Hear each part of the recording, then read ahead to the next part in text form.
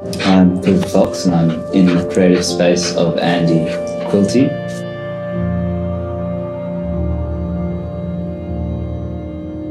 Describe briefly where we're sitting at the moment. So this is my studio. It's in a large storage unit. I like to think it's large, just high ceiling storage unit. Big thick concrete walls, freezing cold at the moment because it's the middle of winter and no heating, but add a few extra layers of clothes and we're all good. What's interesting about this space is I used to work in a surfboard factory for about 10 years. And where that surfboard factory is actually right where we're sitting now. And they bulldozed, a few years ago, they bulldozed that factory and built these storage units on it. So it's kind of, and I ended up buying one of these storage units, so it's kind of rather serendipitous.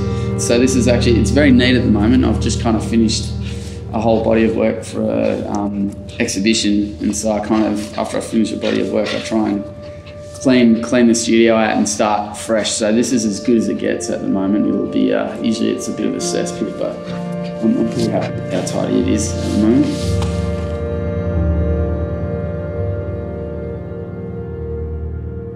This new exhibition you've got going is in Sydney and it's called?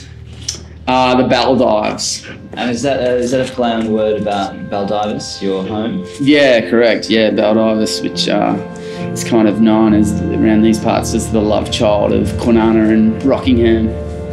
I think it's a bit of a piss take on Baldives being this suburban oasis, I suppose, which it's not really. It's being held in Sydney. Do you think Sydney-siders will understand this Baldives focus? A few people maybe, but I love the title. It's the first time I heard someone refer to Baldives as the Baldives. I thought it was the best thing ever, so I just had to use it as a title, even though, you know, showing it on the eastern states is probably, yeah, maybe that'll be lost. But it's there in the work as well. You know, the work's a lot of the work is like large kind of, I call them burnout paintings, so they're actual motorbike burnouts on aluminium composite panel that I then kind of do abstract paintings into and kind of over.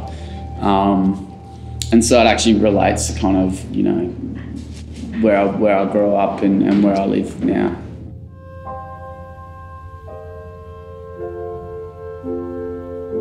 And as an abstract paintings, it's quite a shift from previous like forays into portraiture. How do you find that change?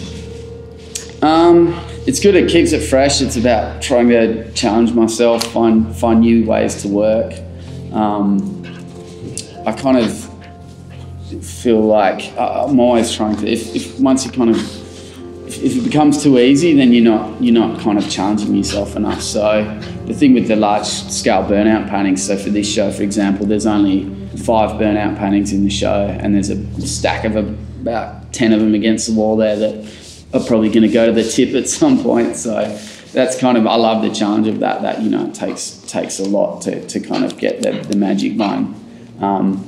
Keeps me engaged with the work and keeps me, I don't know, excited about making work, rather than, you know, because it can get a bit monotonous or feel like a real job if you don't kind of challenge yourself, if you get too repetitive.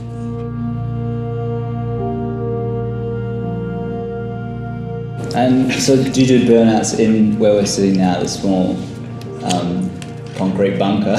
No, I don't. We actually, believe it or not, we do those in the Baldives as well. So they're actually done in Baldives in the original part of, well, the older part of the Baldives, which is still yet to be developed on a friend of mine's farm property.